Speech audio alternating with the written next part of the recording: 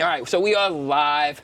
So, welcome back, Pioneer community. Today, I am with Nelly Shapova. Yes. And she is all about herbs, teaching people about herbs, helping people live a healthier lifestyle using nature, using the garden. Thank you for being here. You're And yeah, so I guess first we have some different things on the table. We have some dandelion, some that you all have seen. We have some stinging nettle. We have some dead nettle, and we're gonna get into that and how you can use it to make yourself healthier and happier in your own life. But first, let's just kind of like talk about your background. How did you get into this stuff? How did you grow up, and how do you know about all these amazing properties in these herbs? So I grew up in Bulgaria, which is right next to Greece, and my grandma was my mentor. So she was an herbalist, and she would take all of us, her grandkids, foraging in the forest, and we would gather herbs, and she would tell us what to do with them. She would show us the process, what she's doing with the herbs, and it's very dear to my heart because this is the natural way I grew up. So I grew up, and we've been using it with my family for my entire life, basically. And I'm on a mission to help people just to live a healthier lifestyle and Sweet. more aligned with the nature and God. Today we're going to talk about the spring herbs. As Noah mentioned, the names of the herbs, I will show you each one of them. The purpose of the spring herbs is to detoxify us. So they detox and they remineralize our bodies. So the first herb that you all guys know is the beautiful and annoying dandelion, and many people don't like it. Yeah, a lot of people but hate it. it's a powerhouse. It feeds all the little. Real quick, just to make sure people can hear you, this is where the thing is. So can you like just turn it maybe? Turn it. Oh. I think that should be good. Are you sure? Yeah, Okay. I think that. Are you gonna cut that? No, people love the genuine. People love the genuine stuff. I can't cut it out. Genuine stuff. So. The dandelions. Before we go on, real quick, let me ask you about Bulgaria. Do you think more people use herbs there and like just use nature? Because in America, we are starting to see people really not trust the pharmaceuticals. They don't want to take all these pharmaceutical drugs. And I think that's why you have this huge uptick in people wanting to use more natural remedies. But where you're from, is it just something that people pass down, like from generations? Yes. So Bulgaria is the #1 producer, or was the #1 producer of rose oil and lavender oil. Really? So yes. I mean, they have big fields of lavender and roses, and the air smells like you drive with miles and miles, and there's all those beautiful flowers around you, and it smells so pretty.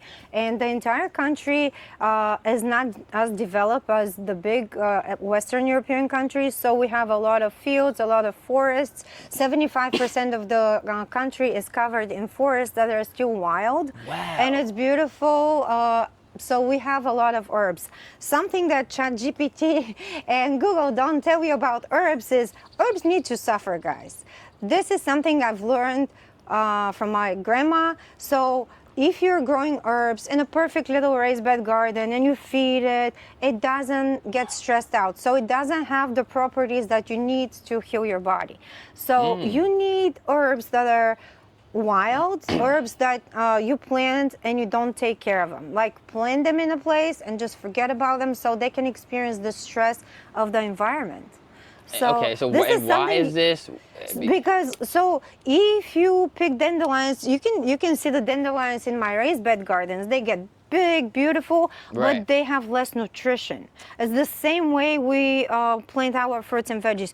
You give them everything they need, but they're empty. They look big, beautiful, shiny, but they're empty in calories, empty in nutrition. It's the same with herbs. So if you have an herb, for example, a dandelion that was it just grew in the cracks of some rocks. that dandelion, that herb has been so stressed out. So in order to Really? survive, God made a beautiful compounds of chemicals inside that herb, and it's very, very healing, and it's more powerful if you take it in as a tea I did not know or that. tincture or whatever I didn't know form. that. That Yes, makes sense yes. though, because I Yeah, remember. not many people know that, and not many people pass down this knowledge from generation to generation, and that's why I'm on that mission to, like, Yeah. I don't know, spread the knowledge back to people. Do you know David Sinclair?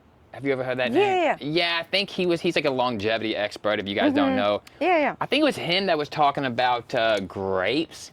And he was like, if the grapes are stressed out, the wine you get is going to have more, I forget what it's called, but something that the thing in there, polyphenols. The I think polyphenols, it yeah. has. I think that's what he was getting at. Is he basically he was like you need to stress out the grapes to get the benefits of that. So it's kind of the same thing with Yeah. with the herbs.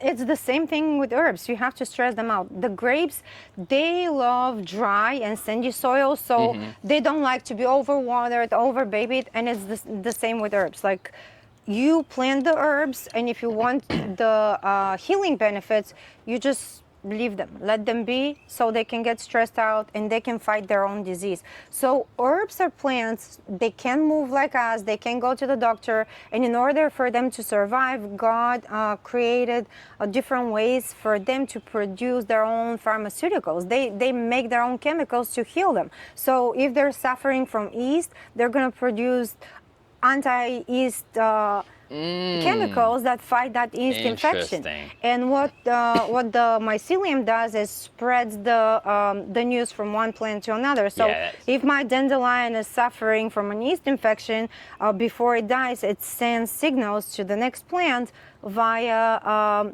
Cool. via little mycelium networks. Yeah. And then the next plant knows why his friend died, and they start making their Wow. own compounds to crazy. fight that disease. So we have some dandelions here. A lot of people, obviously, most people watching this knows what a dandelion is. People spray them with Roundup, unfortunately. Yeah.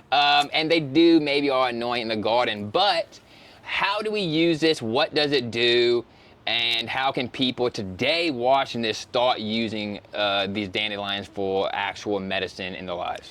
So you can use dandelions in many different ways, but dandelions are one of the best way to cleanse your body. So in the winter, people store fat, people store toxins in their bodies, and God intended us to cleanse ourselves, and that's why the spring herbs, they help reducing toxins, they help cleanse our liver, and dandelion is the best herb to cleanse your liver and detoxify your kidneys. So how to use the dandelion? You can drink dandelion tea, or you can make a dandelion tincture for that. To make a tincture, you basically submerge the fresh dandelions that you have been harvesting and washing in a jar, and then cover it with a very strong, over 85% proof alcohol. It doesn't matter what you use, vodka, gin, whatever you have, moonshine. Be resourceful, but you submerge the dandelions in the alcohol and you let them stay in a dark, cool place for at least 8 weeks. Then you strain them and you take the dandelion tincture twice a day, and it cleanses your liver and it detoxifies you. Today we are going to show you how you can make the best dandelion ear drops for your little baby's ears, for your ear infections. I've been using it for the last like 30 years and I swear by it.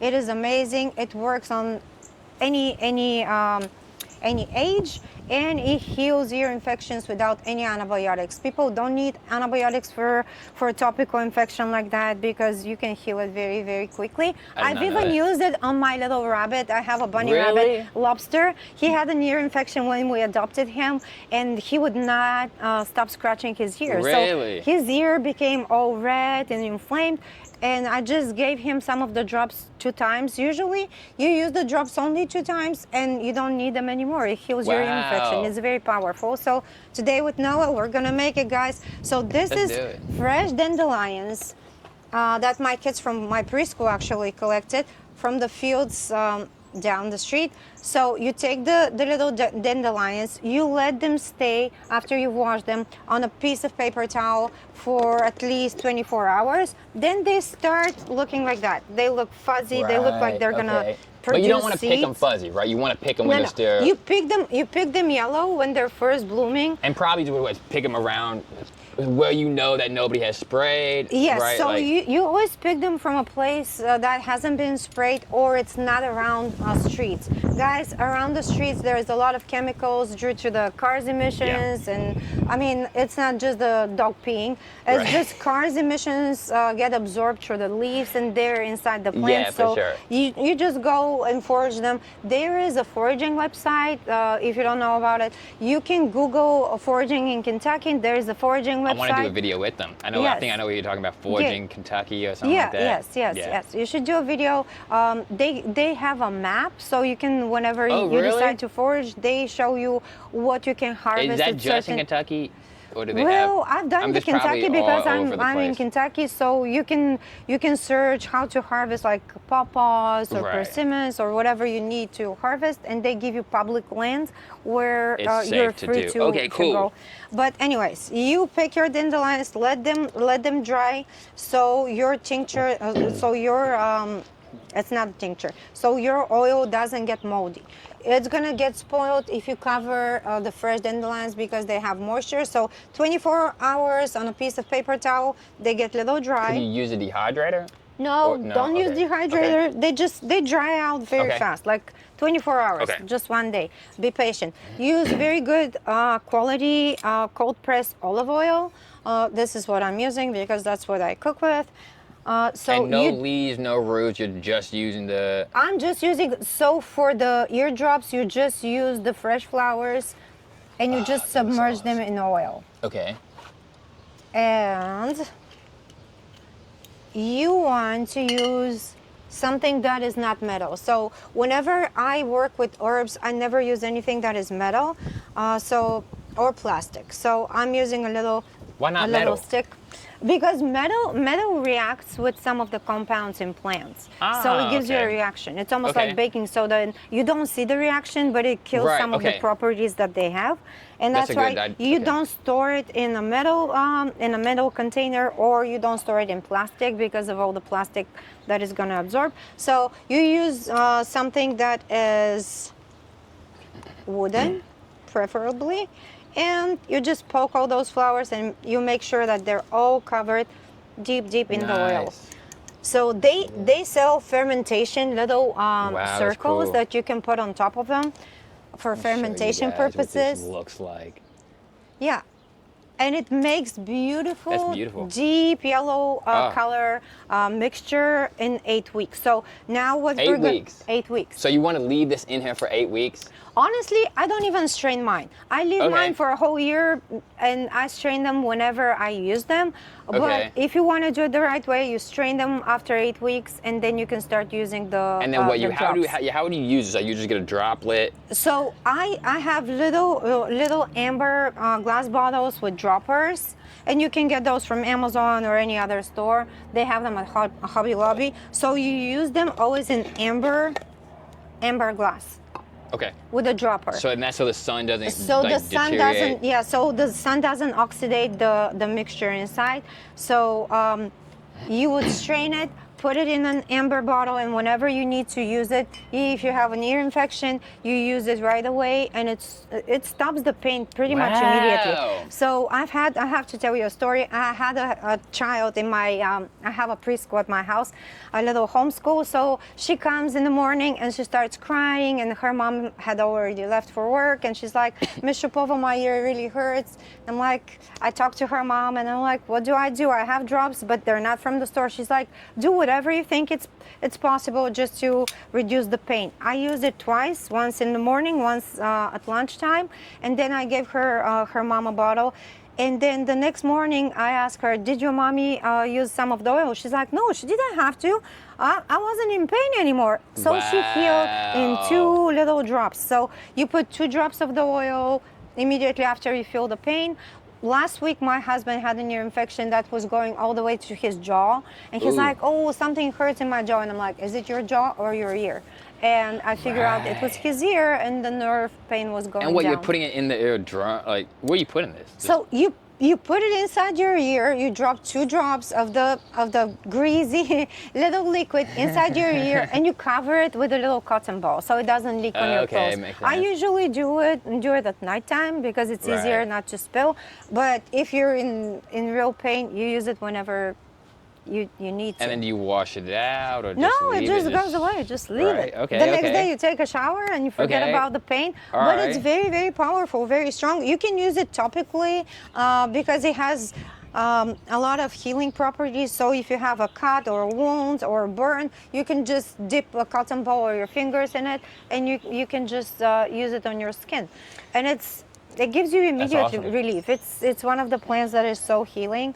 So the next plant we're going to talk about is nettles. So this is dead purple nettle, and it's not stinging. It's very soft and it's very beautiful. This one is the stinging little friend.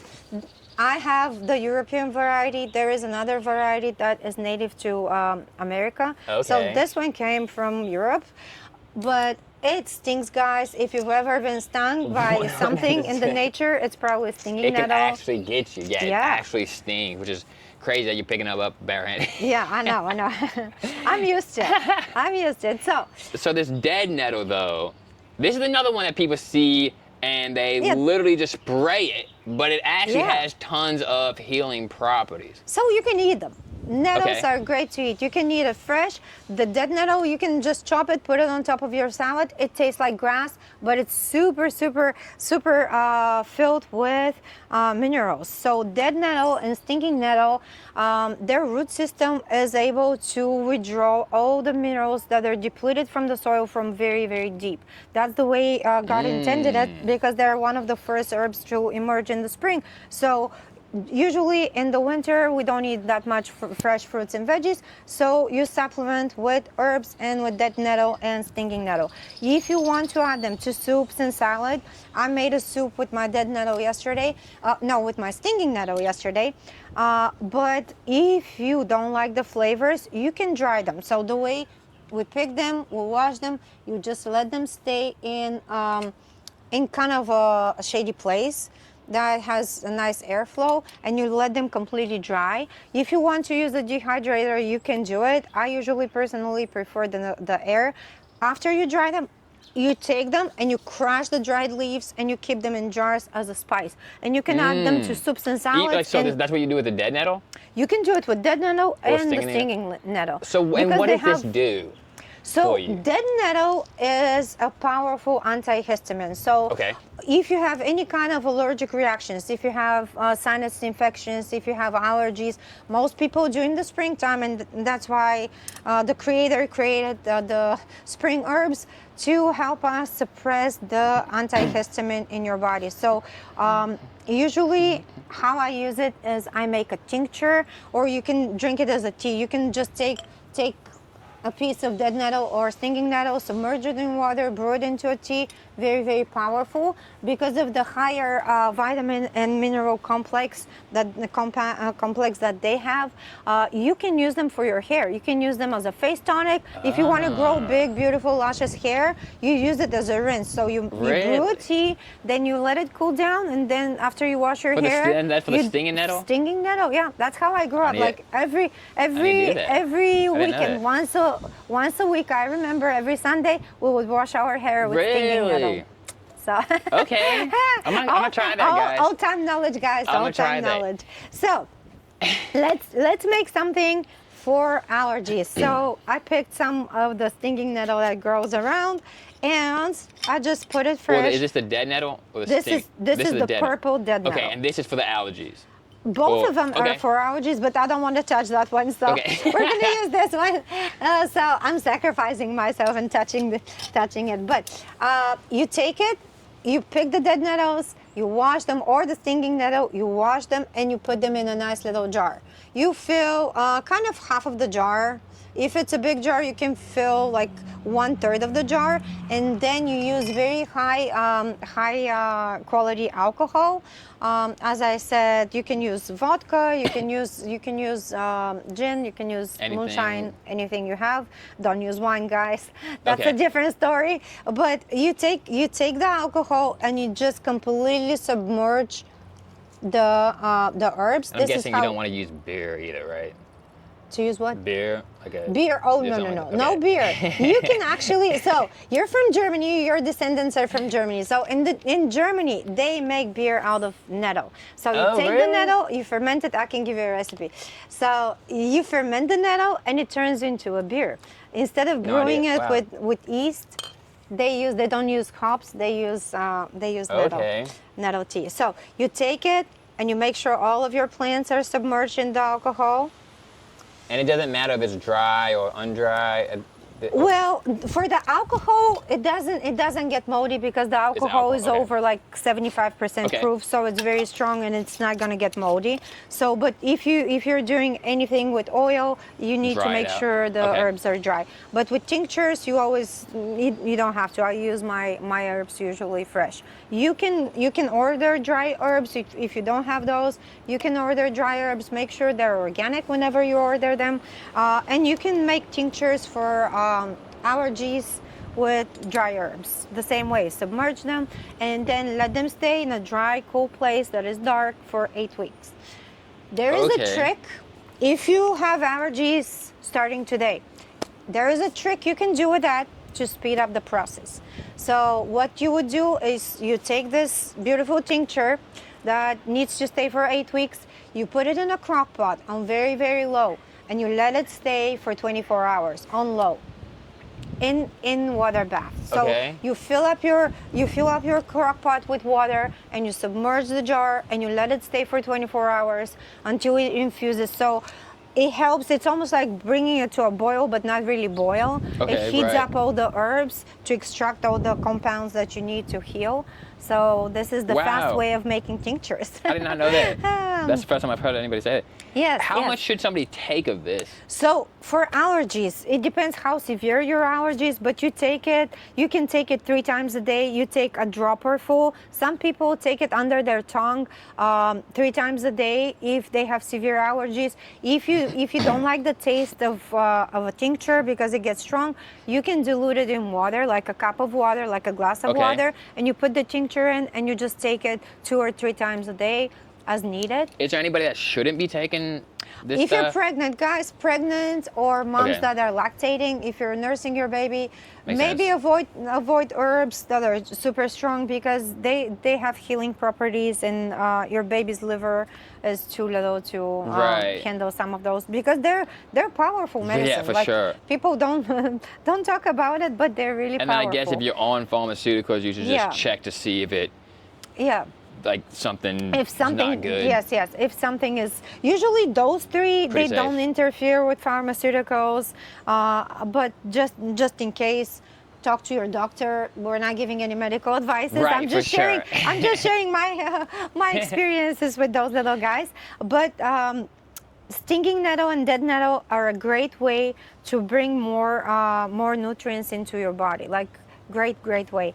They have a lot of vitamins, a lot of minerals that are so depleted. So it's a great way to add them back to your body in the springtime. Wow. Is there any more like springtime herbs that people should start thinking about? Yes. That you- So behind me, I have sorrel. Sorrel is a great. It's right there in the corner. You can go and pick up some leaves if you want to show it to our friends. I will. So right here, right in the corner. Right. This guy? Nope. Yeah, that one. This, okay. Uh-huh. So sorrel is a cousin of our leafy greens. So that's kind of what it looks like. Oh, wait. Let Oh, me is see. that not let me it? see. Did I let pick me the wrong see. thing? You picked the wrong thing. Oh, never mind. Never mind. This is an eggplant plant that has the different properties. Not that one. Wait. This is this. This is the sorrel. Yes. Okay. Oh, sorry. I made a soup yesterday. So Noah's trying to find the sorrel. All right, scratch that, guys. This is what we want to find. They or look very grow. similarly. But sorrel looks like spinach, and does. it's a very cool plant. You can eat it raw in salads, or you can make it. It has a slightly acidic taste, like wow. almost like lemon, like a lemony, Yeah, that's what I was gonna say. lemony aftertaste. Really good. It's very, very good. The thing with sorrel is beautiful, beautiful plant to fight cancers and all those big infections in your body that you get.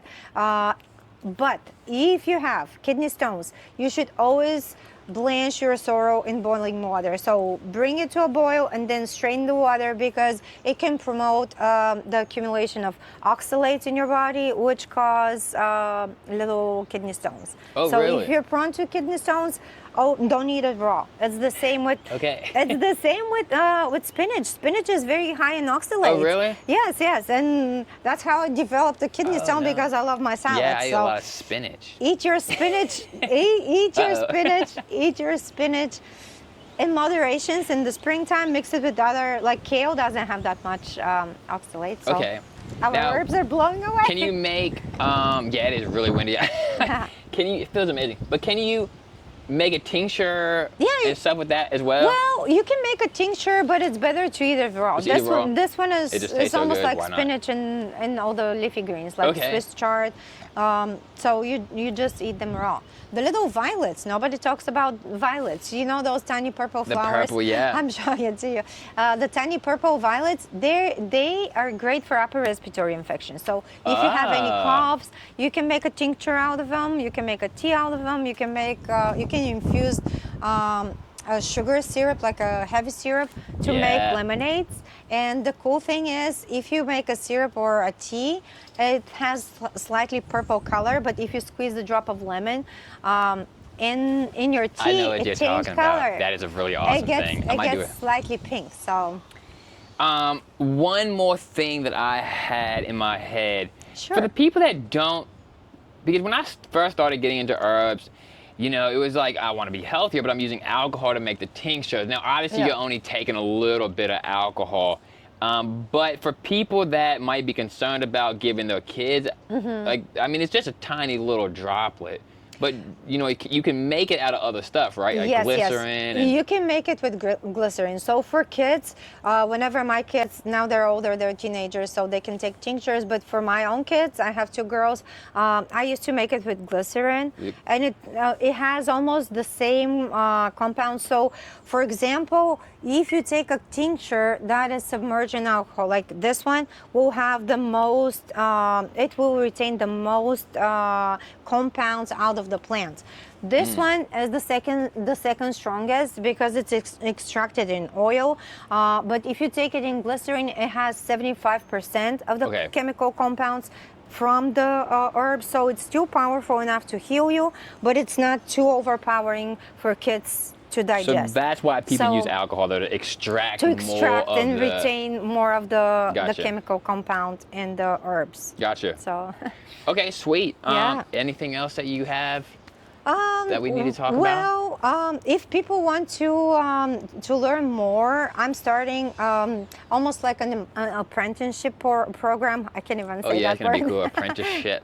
Maybe hopefully I'm saying it right. Who knows? I can't even say. But anyways, it's a program where you're gonna learn how to first. So the first few weeks, we're gonna learn how to detox your household. So if you're a parent, if you're struggling with your health, you need to learn what to take out, not what to bring in, because we're trying with like supplements and all the medications and all the modern Western medicine, but sometimes you have to take stuff out of your household, out of your closet, out of your pantry, and I will help you with that. And then I will pull your life chart. So I will. Yes. Okay. Maybe you should sign up for my program. It's very expensive. It's not cheap, guys. But you have to invest in yourself. What's a life chart? Like, what do you mean by this? So whenever you're born, the stars, so I love astrology and I always consult with the astrology.